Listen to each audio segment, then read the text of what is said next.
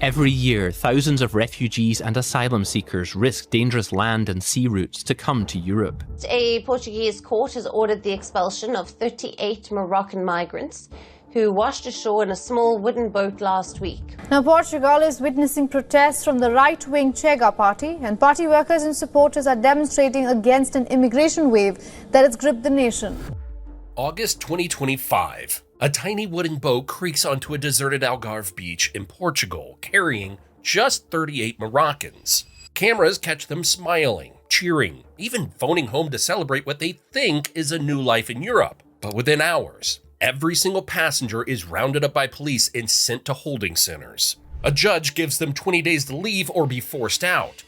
Dozens of migrants who arrived in a small boat on the Portuguese Algarve coast on Friday will be repatriated, a court judge ruled. The 38 migrants will have 20 days to leave the country voluntarily, after which they'll be forcibly expelled. And the government immediately fires back with a chilling warning. This will not become Europe's next gateway. But here's the kicker. This wasn't a flood of boats. It was Portugal's 8th boat landing in 6 years. Just one tiny vessel, yet it sparked a political earthquake. Within days, the government vowed to deport 18,000 irregular migrants and warned that any new routes would be crushed before they began. That single boat, just 38 people, became the spark for Portugal to torch its reputation as one of Europe's most welcoming countries. Overnight, it pivoted into one of the continent's most aggressive deportation machines. And the numbers? Within months, net migration collapsed by an absurd 70%. Meanwhile, EU recovery money, cash meant to rebuild after the pandemic, was pouring into brand new deportation centers. A fresh immigration police unit seized control of the system, and with the stroke of a pen, Portugal scrapped the one pathway that had legalized more than 86,000 South Asian migrants in just 4 years. In the span of months, the country flipped from handing out papers to handing out deportation orders. Portugal's playbook spread like wildfire across Europe. From Italy to Bulgaria, countries began modeling the same 3 moves. Push the problem offshore, fast-track deportations, and slam shut the legal pathways that actually kept migration under control. But Portugal's version isn't just another copy. It might be the most dangerous transformation yet. So today on Across the Globe, we're diving deep into Portugal's shocking pivot from Europe's golden visa paradise to deportation central. And this isn't just about Portugal. This is how a country with one of Europe's lowest deportation rates convinced itself it could process more expulsions than Bulgaria, and why what happened in 2025 reveals the hidden costs of Europe's migration crackdown. Let's start with the math that makes Portugal's immigration crisis look more like political theater than genuine policy. Portugal issued 340 expulsion orders in the second quarter of 2024. Guess how many they actually enforced? 15. That's right, 15 actual deportations out of 340 orders. With numbers like these, Portugal ranked as the second lowest in the entire European Union for expulsion orders, sitting just above Slovenia. Yet, somehow, this same country announced plans to expel 18,000 irregular migrants. To put that in perspective, that's more than 1,100 times the number of deportations they managed in an entire quarter. But the real story isn't the deportation numbers. It's in the legalization numbers that mainstream media barely mentioned. According to Info Migrants, between 2018 and 2022, Portugal legalized more than 86,000 South Asian nationals. In 2022 alone, 34,232 Indians and 23,441 Nepalese gained legal status through a system called manifestation of interest, essentially allowing undocumented workers to regularize their status after 12 months of Social Security contributions. Here's the wild part. 118,000 Indian nationals gained legal status between 2018 and 2022, making Portugal an unexpected top destination for South Asian migration that most people never even knew about. And then, with the stroke of a pen on June 3, 2024, the government revoked Articles 81, 88, and 89 of Immigration Law 59/2017, effectively ending post-entry legalization forever. But ending legal pathways was only part of Portugal's strategy. To understand how they plan to actually remove 18,000 people, we need to look at how they're physically managing this crisis. While everyone was focused on that boat landing in August, Portugal was quietly securing 30 million euros in EU recovery funds to construct 2 new detention centers that most Portuguese citizens have never heard of. These aren't just holding facilities. They're called Centros de Instalação Temporária, or CIT centers, and they're being managed directly by police rather than civilian authorities. Each center will hold roughly 300 people, representing a huge expansion of Portugal's detention capacity from just one operational center near Porto. But here's where it gets interesting. Portugal's externalization strategy relies heavily on cooperation with Morocco. After that August boat landing, the Portuguese Navy increased patrols along the 550-kilometer Atlantic coast, and migrants were given those famous 20-day deadlines to return to Morocco or face forced removal within 60 days. Government sources quietly admitted the first 4,500 deportation notices weren't even aimed at boat arrivals. They were sent to migrants from India, Pakistan, Bangladesh, and Nepal, most of whom flew in or crossed over land, which means Portugal's crisis response to one tiny boat landing wasn't about boats at all. It was aimed squarely at people who never set foot on the water. And here's the question nobody's asking. Why is EU pandemic recovery money being spent on detention centers instead of fixing Portugal's housing crisis? Lisbon literally scrapped 3,300 low-cost homes to free up cash for migration control. So while Portuguese families can't find affordable housing, EU recovery funds are paying for migrant lockups. And the controversy doesn't end there. Portugal's deal with Morocco means deportees are sent back to a country already accused of abusing migrants. Yet, there's been almost zero public debate about it. This takes us to Portugal's second pillar of their strategy: criminalize. In May 2025, just weeks before a snap election, Portugal's caretaker government announced what they called a major campaign to expel, once again, up to 18,000 irregular migrants. The timing wasn't coincidental. This was political theater at its finest. The first 4,500 voluntary departure letters were sent out in that very week, giving recipients just 20 days to leave or appeal. Failure to comply would lead to detention in those new CIT centers while courts looked into their cases. Ministers claimed Portugal deported fewer people than almost any other EU country and insisted the system doesn't work. But what most citizens don't realize is in July of 2025, Parliament created a brand new unit called UNEF, the National Foreigners and Borders Unit. Overnight, border control, visas, deportations, and even reception centers were folded into the regular police. Translation: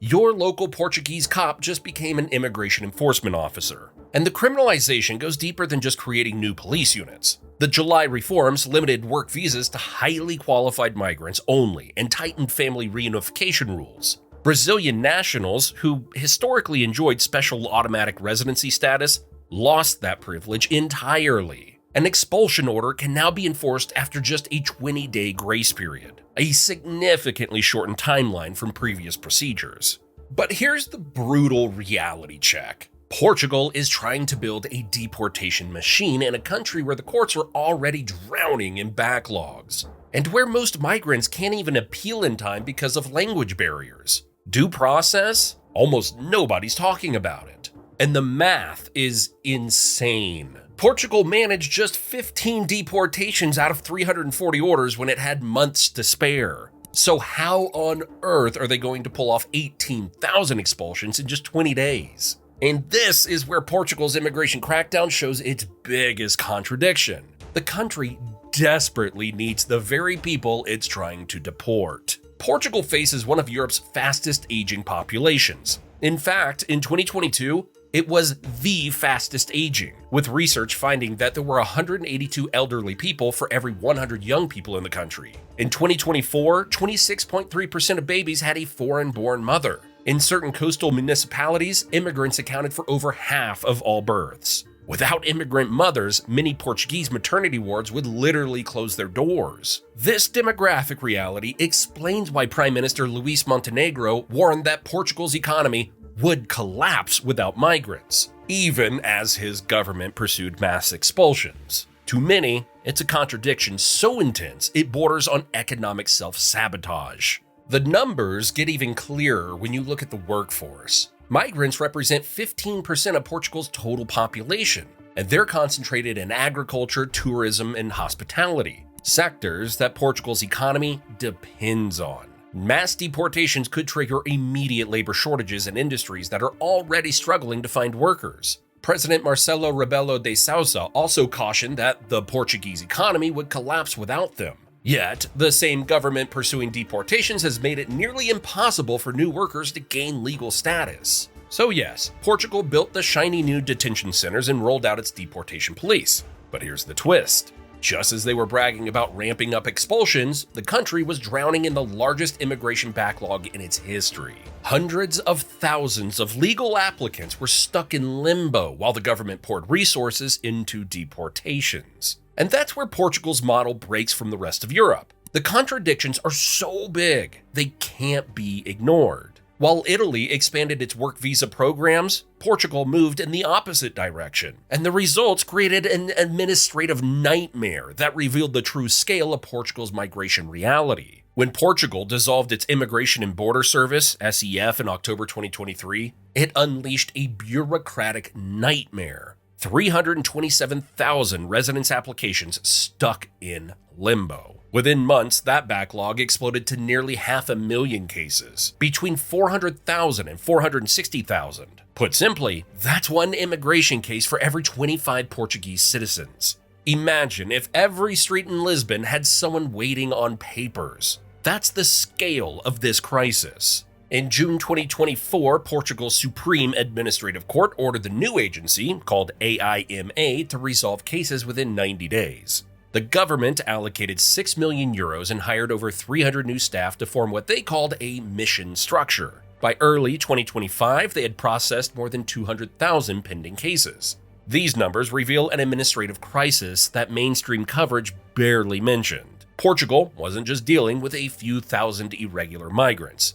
They were drowning in nearly 500,000 immigration applications while simultaneously trying to create a system to deport people. The legalization numbers from 2023 show just how big the shift has been. 180,000 immigrants were legalized in a single year. But the July 2025 parliamentary reforms limited work visas to highly qualified migrants only, and completely scrapped the manifestation of interest system that had been responsible for legalizing those 86,000 South Asian workers. Now, here's the economic contradiction. Portugal eliminated legal pathways for the low-skilled workers that its agriculture, fisheries, and hospitality sectors depend on, potentially forcing these industries to operate with undocumented workers who can be exploited with lower wages and worse conditions. So, the question that really needs answering: did Portugal actually solve its immigration crisis? Well, the answer depends on whether you focus on the headlines or the data. Media outlets claim Portugal shut the door after those 8 boat landings since 2019. But investigative reporting suggests that at least 140 migrants actually reached the Algarve by sea since late 2019, indicating either poor record keeping or deliberate underreporting. Either way, portraying the August 2025 landing as a crisis was political theater. The net migration numbers show a hefty decline. Data indicates Portugal's net migration fell from 68,696 in 2022 to approximately 20,648 in 2024, a 70% collapse over that period. The 2025 expulsion campaign hasn't been reflected in official statistics yet, making it a bit too early to declare victory. Portugal's mass deportation plan, 18,000 people, actually looks small compared to other EU crackdowns. Take Bulgaria. In 2024, its authorities blocked over 52,000 border crossings, down from nearly 180,000 the year before. But there's a dark side. Bulgaria's record is stained with reports of deaths from frostbite and brutal violence. So, while Portugal's numbers look modest, the ethical questions hanging over Europe's wider enforcement machine are anything but. And there are some pretty uncomfortable questions that nobody seems to be answering. Portugal's immigration crackdown raises questions that reveal the gap between political rhetoric and practical reality. First, how many of those 18,000 targeted migrants will actually be deported? Given that only 15 out of 340 expulsion orders were enforced in the second quarter of 2024, the gap between government promises and administrative capacity is enormous. Second, are the new repatriation centers effectively prisons? With the capacity for just 600 people across 2 facilities, Where will the remaining 17,400 people go if they're all detained at the same time? The truth of the matter is, the government hasn't provided a clear plan for this basic math problem. Third, will Portugal's crackdown simply shift migration routes to Spain's Canary Islands or back to the central Mediterranean? Portugal's long Atlantic coast may actually be harder to monitor than Italy's central Mediterranean routes, potentially just relocating the problem. Fourth, what happens to families? Many irregular migrants have children born in Portugal. Deportation campaigns could split families and create stateless children, especially if proposals to end birthright citizenship move forward. Fifth, is this entire crackdown an election strategy? Opposition leaders accuse the government of using immigration to distract from economic problems. The plan was announced days before a snap election and may be more about appeasing the far-right Chega party than implementing sustainable policy. By now, it's blatantly clear that Portugal's approach shares DNA with Italy's three-pillar strategy. But the differences show why copying immigration policies across borders rarely works as expected. When it comes to externalization, Italy's deals with Tunisia, Libya, and Albania involve billions of euros and actual foreign asylum processing centers. Portugal has no offshore processing, but is building small domestic detention centers and cooperating with Morocco on returns. Portugal's externalization is budget detention, not Italy's full-scale offshore outsourcing. On the matter of criminalization, Italy restricted NGO rescues and passed the Cutro Decree imposing heavy penalties on smugglers. Portugal's criminalization focuses on fast-tracking deportations and creating specialized police units. Portugal hasn't criminalized humanitarian aid yet, but pressure could mount if sea arrivals increase. What about legalization and restriction? Well, this is where Portugal and Italy diverged completely. Italy issued 165,000 work visas in 2025, creating new legal pathways while tightening border control. Portugal shut down legal pathways by revoking legalization mechanisms and limiting visas to highly qualified workers only. Portugal's model might temporarily reduce political pressure, but it risks creating labor shortages and demographic decline that could damage the economy more than irregular migration ever did. Ultimately, whether other countries can adopt this playbook or not, Portugal's immigration crackdown reveals hidden costs that other countries should consider before emulating these methods. As courts grapple with the due process standards and the 20-day deportation timeline, legal challenges are certainly growing. If the majority of cases result in drawn-out legal fights, the administrative expenses of handling 18,000 cases may surpass the 30 million euros spent on holding facilities. Economic self-harm is a serious concern when migrant-dependent industries, including construction, tourism, hospitality, and agriculture, experience a labor shortage. These labor shortages cannot be solved locally due to Portugal's aging population, which could lead to wage inflation and a decline in competitiveness. Also, diplomatic complications with Morocco and other countries could come up if large-scale returns overwhelm receiving countries' capacity, or violate informal agreements about return numbers and conditions. The human rights implications go beyond Portugal's borders. If returned migrants face persecution, detention, or violence in origin countries, Portugal could face international legal challenges and reputational damage that affects everything from EU relationships to tourism. Maybe, most importantly, Portugal's approach risks creating a migration policy based on electoral cycles, rather than economic needs or demographic realities. The disconnect between promising to deport 18,000 people while historically managing only 15 deportations per quarter suggests policy driven more by political theater than administrative capability. What can be broken down from all of this is that Portugal's experience shows the central paradox of European migration policy. Countries need migrants for economic and demographic reasons, but political pressure demands the appearance of control, even when that control undermines economic interests. Portugal eliminated a legalization system that successfully integrated 86,000 South Asian migrants into the formal economy and tax system. These weren't people arriving by boat. They were workers filling labor shortages in legal jobs, paying taxes, and having children that will support Portugal's pension system.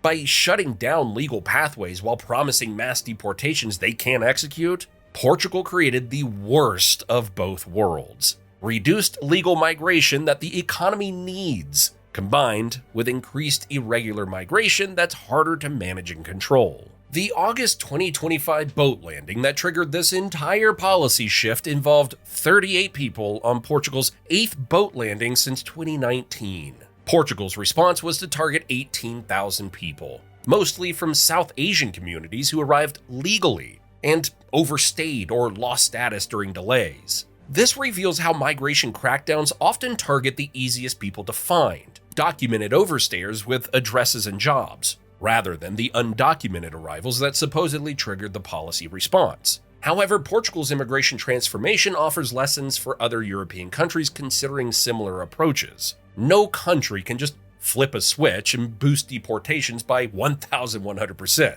You can't paper over weak courts and backlogged systems with shiny new detention centers. And when political promises are that far ahead of reality, the result isn't control. It's a credibility crisis. That's how public trust in immigration policy collapses. And the irony is, as you probably understand by now, by targeting the very migrants who keep Portugal's farms, hotels, and construction sites running, deportation could actually hurt the economy more than irregular migration ever did. It's the ultimate contradiction, chasing political points while undercutting the workers your economy can't survive without. Portugal's story proves that immigration policy can't be one size fits all. If enforcement doesn't match economic reality, the whole system breaks. The demographic necessity is undeniable. Countries with aging populations and low birth rates need young migrants, regardless of political preferences. Immigration crackdowns that ignore demographic realities risk creating larger problems than they solve. The political theater trap is real. Immigration policies designed primarily for electoral impact rather than practical results often fail at both politics and policy. Voters eventually notice when promised deportations don't happen, and economic problems get worse. Portugal's model demonstrates that immigration solutions often just relocate problems rather than solving them. Restricting legal routes only forces the demand for workers into unregulated, more difficult to monitor and manage channels. In the end, Portugal's significant transformation from Europe's golden visa paradise to deportation central shows both a political success story and a policy minefield. In raw numbers, Portugal did succeed. Net migration collapsed by 70%.